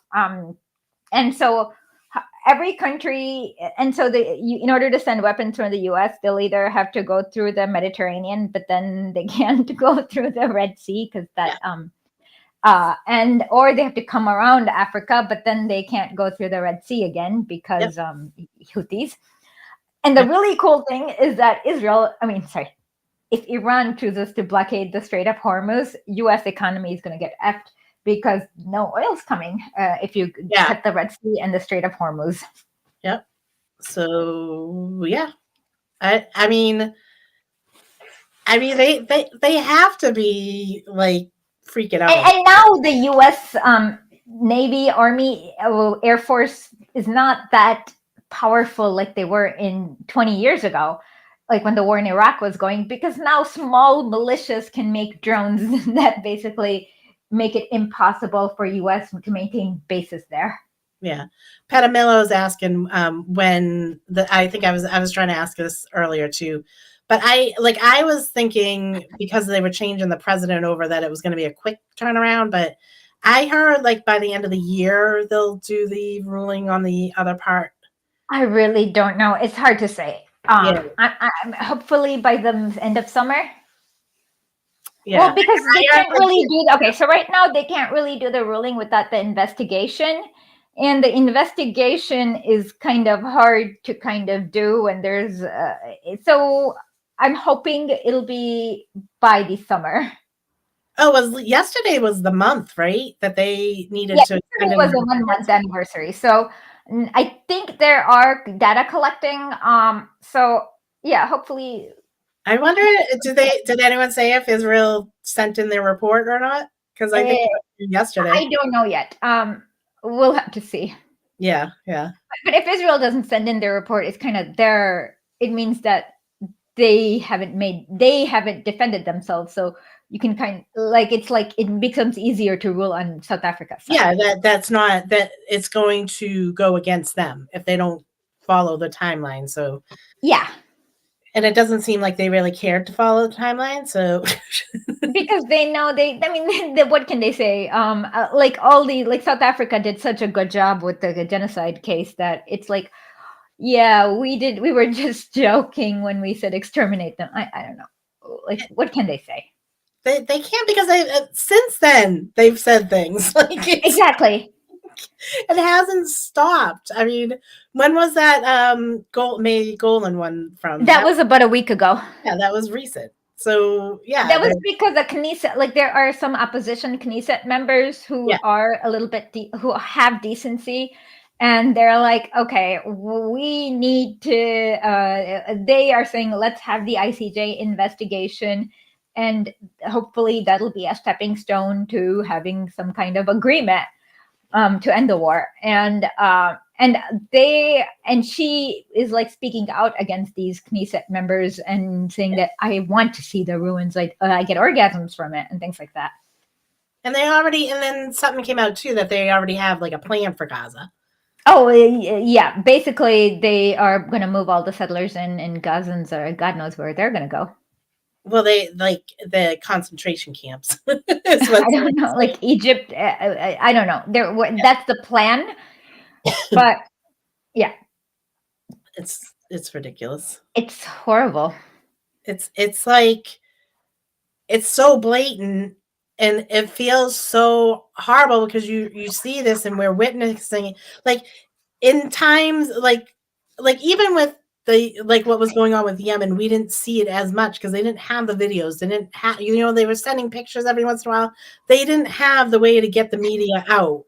You know what I mean? But the Houthis also were in much better shape than people in Gaza. Yeah, true. Their ability to fight back. Yeah. I mean, yeah, they were always fighting, so they did have, they were doing that, but it just, I just feel like this is the first time that it's kind of like how Vietnam was televised, you know what I mean? It's like, yeah. and that was just like crazy for people, and now like this just seems like even Ukraine wasn't like as televised as this, like do you know what I mean? Ukraine has a lot. Yeah, I mean, Americans were a lot more insulated with Ukraine than. For me, it's horrific. Yeah, you see a lot in Russia, but we're not. No, I see a lot when I went to Lugansk and saw it live. So yeah, but what I think is horrible is that you see. Yeah, for me, I think it's not that. Oh, I have actually really nice lights. I didn't even notice this. I'm going to show it to you guys. ADHD is lovely.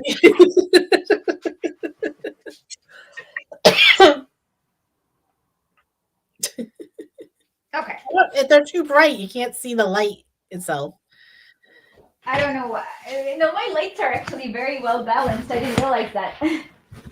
Yeah. Oh, why? You don't have a ring light or anything? No, you have a nice light in that room. Yeah, no, it's very well balanced. Like, it's like perfect.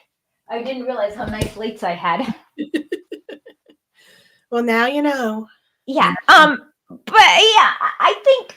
Okay, so what is worse is that the dissonance between the propaganda and the reality is probably hitting you stronger with this than any other war. Yeah, maybe that's what it is. Maybe it's because it's just so, it's like you said, it's so blatant. It's just in our face. The propaganda is like so strong versus the dissonance. And it's like, it probably really grates at you, and you're probably around the dissonance. If your dad watches MSNBC or something, that just must be a nightmare. No, he doesn't. He's not I mean, he'll flip through and watch, like every once in a while he'll stop, and then he starts yelling at the TV. So then I know that he's watching MSM, and then he switches off it. Okay. He does watch 60 Minutes though, which he's always done, and it drives me friggin' nuts every Sunday night. Oh my God! Did you see the 60 Minutes U.S. propaganda thing where they went to the Marine base, or was it the? I don't watch it. He watches it. Because I catch some of it. Okay, so I think we've covered everything we planned on covering today. Oh yeah, I forgot. Linda, what's her name? The UN ambassador to the U.S. ambassador to the UN. Oh, I don't know her last name. Linda. I'm sorry.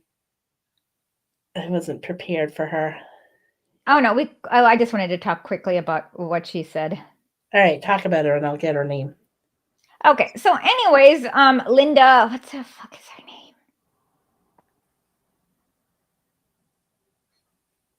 I just can't type very fast. Linda Thomas Greenfield. It's like Linda Thomas Greenfield. She says U.S. is working on a final solution on. And Yep. of course, here, let me play this.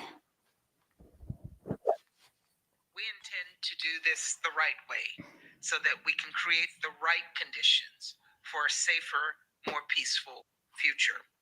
And we will continue to actively engage in the hard work of direct diplomacy on the ground until we reach a final solution. So bad. Okay, obviously she did not, it was not a Freudian slip. She knew exactly what she was talking about.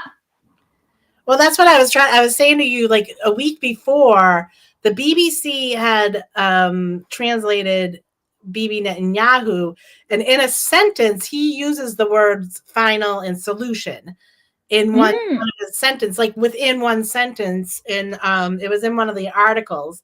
And I like, for some reason, like I was reading it out loud because I was reading the sentence out loud. And then I like, wait a sec, those two words were like only like 3 words apart. You know what I mean? And I'm like, they're, I don't know why they're. I know why they're doing it. I mean, this is telegraphing their intentions. She was not Freudian slipping. She intended to say this. I mean, because everyone knows, like, final solution has such a dark memory, like dark part of human history that everyone, any idiot knows not to use that. There's other words you could use for both of those. Like, no, people know not to use the final solution because it came from Hitler, like the final solution to the Jewish question. Everyone knows that. So he, especially when you're talking about genocide, so they could have used to say a lasting peace. I mean, like what? Like it seems to me then, like, oh, you're using this, so it is just. What do they think they're just doing payback? I mean, like it wasn't the Palestinians that. No, it's not even payback because the most Israelis. I want to dispel this myth. Holocaust has nothing to do with Israel. Most Israelis are not descendants of Holocaust victims. Most Holocaust victims are not Israelis. Like, separate those. Let's separate that. Every Holocaust victim, like descendant of, I know is completely anti-Zionist. You know what I mean? But I'm just saying, we have to separate. It's not payback because most Israelis are not Holocaust victims. So Israel has nothing to do with the Holocaust. Like, they were not a country then. Most Holocaust victims belong to the Soviet Union. Yeah, and there was a I mean, so I don't want to call it payback because that legitimizes Israel propaganda. Yeah, that's true. That's true. I don't mean like, I mean, like they're pretending it is, I guess. Maybe pretending that it is. I don't know. Okay, there's nothing. It has nothing to do with the Holocaust. I mean, like they actually rejected displaced people after the Holocaust because they thought they were too weak. Yeah. Oh yeah. Yeah, definitely. So like it has to be separated. I mean, it's not payback because most of these people during the Holocaust, they were terrorizing Palestinians. Like if they had if the British, if I were them or the Irgun and the British had given me that many weapons, I would have been returning back to Poland and stopping the hunt for Jews. They didn't do that. They had the weapons and they chose to ignore what was going on in Europe, and they chose to terrorize Palestinians. So to say that it's payback is just bullshit. Like it's not even they're not, like the Holocaust in Europe had nothing to do with what's going on in Israel because the Israelis decided not to go help the European Jews. They decided to go terrorize and steal from Palestinians exactly starting from 1938 until 1948 with British weapons. And so the Irgun could have done it, the Haganah could have done it. They could have gone to, they could have joined the fight with the whatever. They could have done something. Oh yeah, no, they definitely just stayed out of it. Like they didn't care. But well, yeah. So that's why I hate Israel. Like it's Israel using the Holocaust. It's not. It has nothing to do with each other. Israel is committing a genocide on Palestine, and then they are using dog whistles that other genocidal maniacs have used. Like, hence the dog whistle of the final solution. But yeah, that's what I'm saying though. Like why use these dog whistles? Because they want to commit genocide. it baffles me because they want to say that they're not committing it, but they want to use the dog whistles. Okay. Because that's because they are lying. Fascists always lie, and they are committing genocide, hence using the dog whistles. Yeah, I know. I just, you know what it is. I just can't think like them. So You can't think of how evil is. Yeah, evil is very evil. So it just goes in my head, and I'm like, it rattles around there, and it drives me. I know. I'm sorry I got harsh about this because I get really annoyed at the No, abuse. I know what you're. I agree with you. I know exactly what you're saying. I know the history there, and I know what you're saying. But like I was saying, in the sense of, like, are they trying to play it out that way? Like they're trying to fake that that's what it. No, they're not trying to fake that even. Because they think Holocaust, like Israeli propaganda thinks that they are very weak. Israel does not teach about the partisans because they don't want to, like, there's such a partisans at all. And I mean, Netanyahu was like talking about how he wanted to destroy the Soviet Union, and no, that was who saved 99% of the Holocaust victims, the Soviet Union. Yeah. So I'm gonna run out of battery very soon. Right.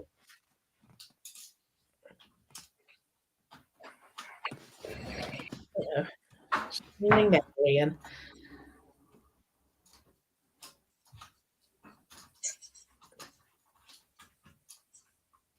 Okay, back. You're not on though. I will be in a second. Okay.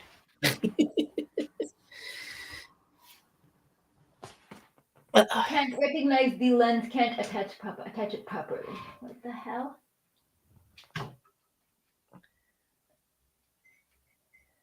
Mother.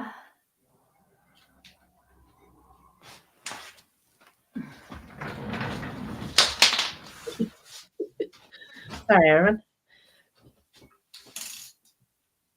Esha and her batteries.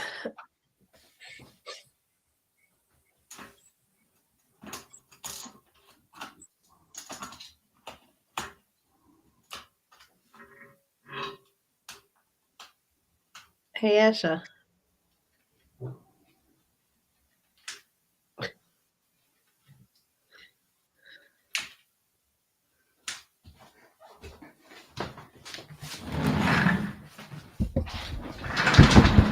She's on for a second. I never know if she can hear me either because she takes her ear. Sorry about this. We're gonna have to use this camera for now. Oh, okay. Can you see me? Yeah, you're all set. You can't hear Yeah, it can't recognize the lens is not popping out, but I'll have to figure out why. me. Okay, And I don't have. I can't figure it out now. that's fine. Hello? Hello. Okay. So I have to use this camera where it's a weird angle. That's all right. Okay. It's a different So, way in your apartment. I haven't seen it that way yet. So anyhow, yeah, no, I completely, I know what you're saying, and it's just. I'm sorry I got snappy. It's 5:20 a.m. Yeah.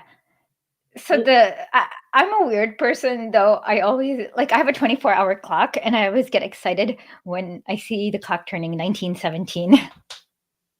Yeah. 1917. Some people get excited when the clock turns 4:20. Yeah, I used to for a little bit. I always have a weird thing with 1, 2, 3, like 12:34, because I 12:34. For some reason, when I was younger, a lot of the times I would look at the clock and it'd be 12:34. Like, and I was like, why do I always look at the clock when it's 1, 2, 3, 4? Like, it's just so it would happen enough that it was weird to me. Like, I'm like, that is so weird. Why do I like? It was almost like my internal clock knew when it was 12:34, and I would look at a clock. Yeah, I get excited with. Okay. Matt John says hi. Likud, who descended, literally made. Well, I don't know if they made deals with Hitler, but they did. 420 comes from Hitler's birthday. That is. Was he born on April 20? No. Was he? When was Hitler born? I forgot. But it's actually a California law that. Yeah. In India, the statute of frauds is. When was Hitler's birthday? April 20th. Okay. Yeah, I always thought that was weird too, because like it was that time. So Yeah, Lenin's birthday is April 22nd, 1870. so we should do 422. Yeah, I'll 422. start smoking on at 422 every day now Yeah, that's a good idea. instead. Okay, so well, yes, yeah. So, well, there was the Irgun who actually did deals with what's his face, Eichmann, Oh yeah. because Eichmann before he like authored the final solution or whatever, he had this thing called Plan Madagascar. What was Eichmann's first name? Adolf. Adolf. Okay, all right. I was like sitting there going, wait a sec. Okay, yeah. I couldn't Yeah, remember. Adolf seemed to have gone out of fashion after the 1940s. I know, like I was sitting there thinking that when I was working on the project, I was like, Adolf's not like in general, it's not a terrible name, but like it's completely ruined now. Like, Yeah. like It seems like in the like before 1940s, it was like a pretty common German name, like kind of like Yeah. John or Bob. But then after 1940, it's just decided. it's No. just not used anymore. That's Yeah. fine. Also, the last name's not used anymore too, so Hitler's not. Yeah, I wondered about that. Like, was it really uncommon, or did everyone how many people? Well, his it was like a stepbrother or something had changed his, like, not stepbrother, had the same last name and changed his name like. Well, you know that there are like Hitler had a half brother who later moved to New York, and his Yeah, that was the one that changed his name, his half brother. yeah. But then like his grandchildren are like what did they do? They are like carpenters or something, and they're really quiet and don't give interviews or anything like that. Yeah. So Yeah, the transfer agreement, according to Rogrant, he's right. So, anyways, Joe will be out of fashion now.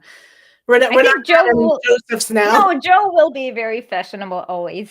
Joseph, Donald, Stalin. Joseph Tito. Yeah. I don't know. Joseph will be very fashionable. Yeah, because you have style. Yeah, you're right. Yeah. There's some good Josephs out there. Lots of good Josephs. Like Yes. I said, there's Joseph Stalin, Joseph Tito. Who else? That's it. I'm sure there's more. There's two. There's two good Josephs. Yeah. I know a guy named Joe, and he's really cool. I like him. Okay, there are. Well, then there's Yusuf. That's common in the Arab world, and there's a Jewish version too. What's the Russian version? I thought that was Yosef. Joseph. Yeah. Joseph. And then the Arab version is Yusuf, and then there's a Jewish version too. I can't Because remember. that all comes from, that's all like biblical times, that name Joseph. So Okay. That's why it's so in everyone has like a name of it, like has Makes that sense. name, So Yeah. Robinette will be really out, yeah. Be rubbing it. Yeah. And yesterday, oh my God, it was so embarrassing. Joe Biden went to this restaurant in LA and it was so uncomfortable. He was like pandering to maybe Black people, but then the restaurant wasn't filled with Black people, and half the people were very uncomfortable and weren't told he was coming. They were just there for lunch or something, and they're like, and they didn't know what to do, and it was very uncomfortable.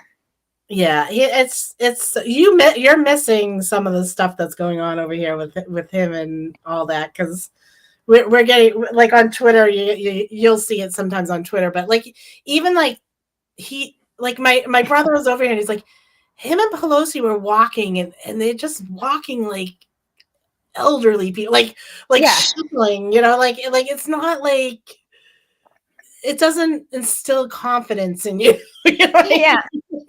So It's really very difficult. Yeah, and apparently like he was pretty lucid because he didn't say anything too embarrassing yesterday in LA. yeah, Yeah, because that would be all over if he was saying stuff, not like Trump saying going to the Black Conservative Federation, and like I first have sneakers. I have sneakers, and the other thing is that because I was indicted, that you guys will all get me now. No, that's actually that's embarrassing, but somehow less awkward than the fried chicken one. Okay, I know why, because that was like he was saying it to many people. With the fried chicken, he went into this family, and there was like a 14-year-old boy and a 10-year-old boy. Yeah. And he brought them fried chicken, and they were like, "What?" Oh my god. And then he asked him, "What sports do you play?" And they're like, "Oh, I play basketball." And then he's like, "How are you doing in school?" And this kid was like, "That's like not what you ask a 14-year-old kid." I swear that Trump thinks his fast food eating is like what relates him to regular folk. No, I think Trump actually likes fast food. No, he likes it, but I think he thinks it's relatable. He thinks that that's what everyone wants to eat. But when you're eating with someone that can afford something really good and you have to eat fast food all the time, what do you want that person to bring you something that like... Yeah, no, this was Biden who did it, like who did the awkward thing with the family and the fast food. Oh, the chicken. Yeah. The fried chicken, yeah. Yeah. No, with Trump, he had once McDonald's at a White House dinner. Yeah, that was no, I think he likes it. He definitely likes it. He definitely loves fast food. I'm not putting fast food down. I'm okay with people liking whatever food you like. As long I think anything is okay as long as you do it in moderation. Yeah. But you also, I think too, I have a guilty pleasure too in the US. I sometimes eat Taco Bell. You like Taco Bell, I know. I know I like Taco Bell. It's a very guilty pleasure. And I'm embarrassed each time I go, and I hope no one spots me. I had to bring her to one. She had to come all the way to me to go to Taco Bell so that no one would see her. Yeah, okay. I thought we went to Chipotle the first time. No, we went to Taco Bell the first time, and then we went to this Italian restaurant. Yeah, okay. The first time we went to Taco Bell. You're right. Yep, we did. I ate a burrito. I don't remember. Okay. And there's no Taco Bell here, obviously, because of you guys. There must be less like fast food around, or yeah, no, the food here is fantastic. I love Uzbekistani food. I love Armenian food. There's lots of great food. I'm not complaining at all. Yeah, I'm just saying that there is no literal Taco Bell. Yeah, which is fine. You don't need Taco Bell. No, I don't. But I'm also learning how to cook a little bit more because I miss some South Indian food. So I'm learning how to cook a little bit more. That's nice. That's a like good thing to do. Yeah. And everyone in Russia cooks a lot. They hardly eat out. Yeah, since I'm like caregiving for my father, like I used to eat out all the time. Uh-huh. But now, like, and I like cooking. So, but your dad has a diet, right? No, my dad actually. Well, he's diabetic, so there's a little on that. Like, we don't really do the sweets and stuff, but like for dinner and stuff like that, he loves his potato chips. That's where the bad, sugar levels will come. So I have to like watch that. But other than that, like he has no problem with salt, no problem with like anything else. Oh, you're lucky. Yeah. So like literally, like I can just cook like regular meals and stuff like that. And he's fine. He doesn't eat, neither he or I eat like tons. So like he and I can actually like share one meal. So like I just end up cooking for like 2 to 3 people and we always have extra. That's always good because then you can freeze it and use it like on the next day for dinner. Yeah. Yeah.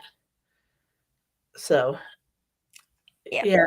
I with my thing, I can't eat a lot at once with the way my gut is. So it's fine.